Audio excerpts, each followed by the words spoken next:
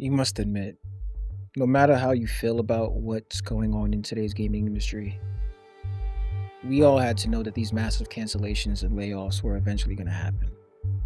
There's so much disrespect and garbage you can shove down your fans' throat before they eventually cough it back up.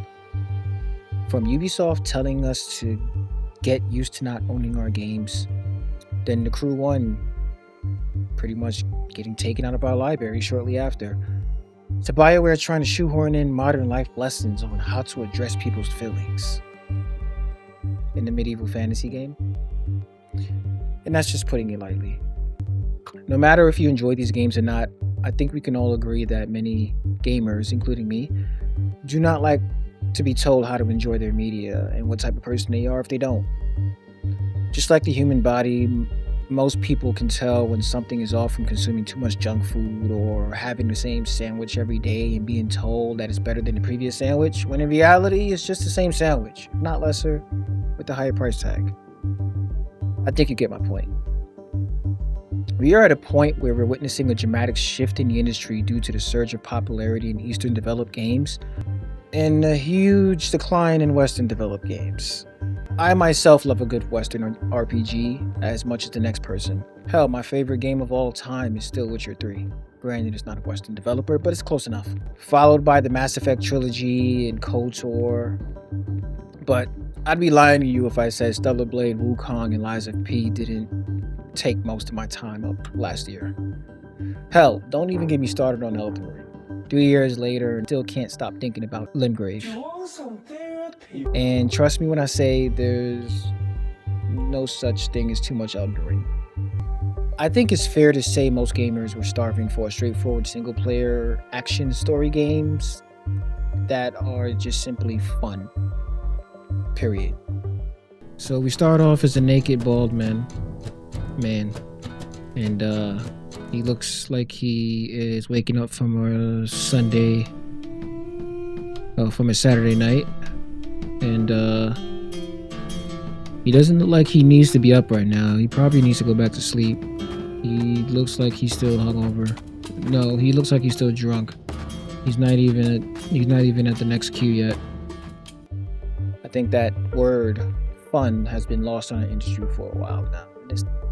You're starting to see it come back slowly but surely. Games were where you can simply escape reality and not pay to play it, unless it's a racing sim or a flight simulator, that is, and I'm a huge fan of racing sim now.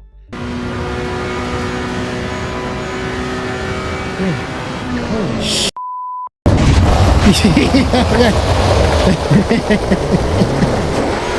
Let's save that for another video. So what happens next? Do we see Ubisoft get purchased by Tencent for $10 after Assassin's Creed come out? Does EA cave in and promote Joseph Fares as the new manager for most of their projects? I hope not.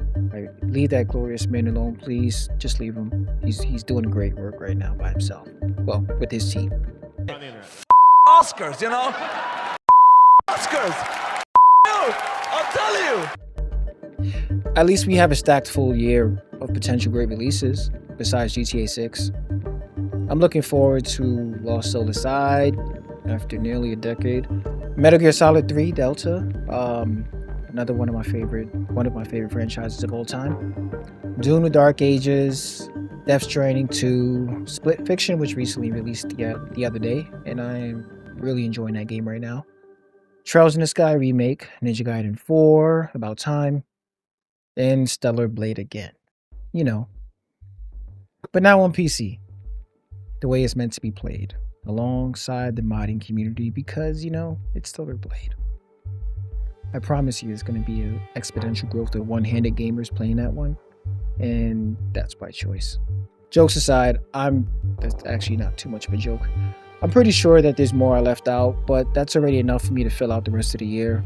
After all is said and done, in my opinion, at least the changes that are being made on what publishers are deciding to focus on is mostly good changes, mostly. Amongst the other crap I didn't discuss that's going on in the industry, like poor management leading the studios shutting down left to right, at least the projects that are getting canceled are the projects that no one asked for. You know, like that live service God of War we've all been waiting for. What's going on with our industries today?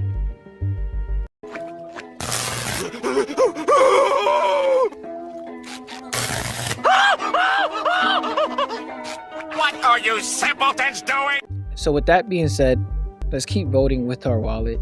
It's the least harmful and most effective method to get our point across, since numbers is the only language that these studios, these companies will ever understand. What do you think about this year's lineup? Do we actually see GTA 6 released this year before we see another Grand Theft Auto 5 release? Holy crap. 5 Grand Theft Auto 5 releases within... You know what? I'm not going to get started on that. Anyways, let me know what you think in the comments below, and thanks for watching. This is Area Forge, signing out.